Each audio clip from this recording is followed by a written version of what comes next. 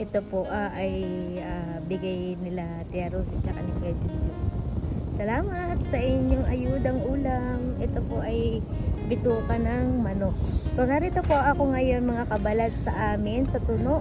At ako po ay kung ano-ano na ang mga ginagawa ko sa buhay, sa bayan.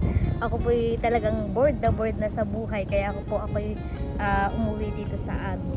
So tara, kain po tayo. Ayun yung ganda ng dagat. Mamaya pupunta ako sa dagat. Oh, madaming kadadaing sila. Oh, maganda pati yung daingan nila din eh. Oh. Ano eh? Oh. Daing. Hindi na po mabili sa amin ng mga isda. Kaya pong ginagawa ni Mama ay dinadaing na lang po. Ayan, uha. Ayan. Meron pa po dito 1 kilo. Mama, magkano ba ang kilo nito? 100. 100 na lang ay hindi pa mabilit. Sobrang dami ng isda po dito sa amin. So ayan mga kabalan. Ayan may dami. Sarap pa naman na yun. At galunggong. Sariwa pati. Ayan. So mga kabalat, magbibilad na po si Mama ng ating idinaig na isda. Ayan. So ayan na po si Mama. Dito po siya nagdadaing. Ayan. So ito na po yung dinaing ni Mama. Aba mga ano yung Mama, mga tigihan eh. Anong tawag sa isdang iyan sa Maynila? Ay, awa, kung tawag din. Yan yung tigi. Basta yun. Yun yung daing din ni Mama, honey. Parang tinuyo mo. Oh, daming tigi. Ayan, oh. Lagi ko nga kayo magbenta ng mga daing Mama ng kayo kahit pa paano may pamili kayo kape.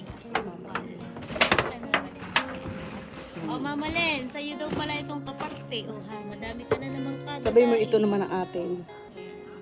Ito naman yung sa amin, puro galunggong. Ay sabi ko nga kay Mama, sa sobrang dami ng idinadaing niya, ay pwede naman magbenta. Merong nang nagtatanong na doon kung magkano ang mga daing. Dito po kasi sa amin ay hindi na mabenta itong isda dahil nga po sa sobrang dami naman po talaga ng mga ano nga yung isda, nahuhuling isda. Siguro yung mga tao dito yung mga sawa na sa isda. Ako hindi lang naman nagsasawa sa isda, Mama. Oo, hindi. Kaya lang, hindi na naman natin. Nga, ingalaan. Gusto mo naman magdadaing ng isda.